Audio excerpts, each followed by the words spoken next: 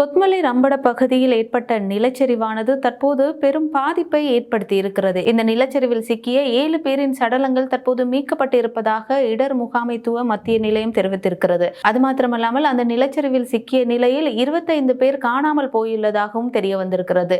இந்த நிலையில் அந்த நிலச்சரிவு ஏற்பட்ட போது அந்த பகுதியில் 50க்கும் மேற்பட்டோர் சிக்கியிருந்ததாக தெரிய வந்திருக்கிறது. அந்த பகுதியில் அமைந்திருந்த வீடொன்றில் தங்கியிருந்தவர் இந்த நிலச்சரிவு தொடர்பில் சில தகவல்களை வெளியிட்டிருக்கிறார். அதாவது நேற்று மற்றும் நேற்று முன்தினம் குறித்த பகுதியில் தொடர்ச்சியாக நிலச்சரிவுகள் ஏற்பட்டதாக அவர் தெரிவித்திருக்கிறார். இந்த நிலையில் நுவரெலியா புடலுவோயா சாலைகளின் இடையில் ரம்புட கிராமத்தின் ஒரு நடுப்பகுதியானது இடிந்து விழுந்திருப்பதாகவும் தெரிய வந்திருக்கிறது. அது மாத்திரமல்லாமல் இந்த நிலச்சரிவு காரணமாக குறித்த பகுதியில் மின்சாரம் தடைப்பட்டிருப்பதாகவும் தொலைபேசி அழைப்புகளை ஏற்படுத்த முடியாத நிலை இருப்பதாகவும் தெரிய வந்திருக்கிறது. இந்த நிலையில் அந்த நிலச்சரிவில் சிக்கியவர்களை மருத்துவமனைக்கு அழைத்து செல்வதாக இருக்கட்டும் அல்லது சடலங்களை மீட்பதற்கான முயற்சிகளாக இருக்கட்டும், அதனை மேற்கொள்வதற்கு மிகவும் கடினமான சூழ்நிலை ஏற்பட்டிருப்பதாகவும் கூறப்படுகிறது.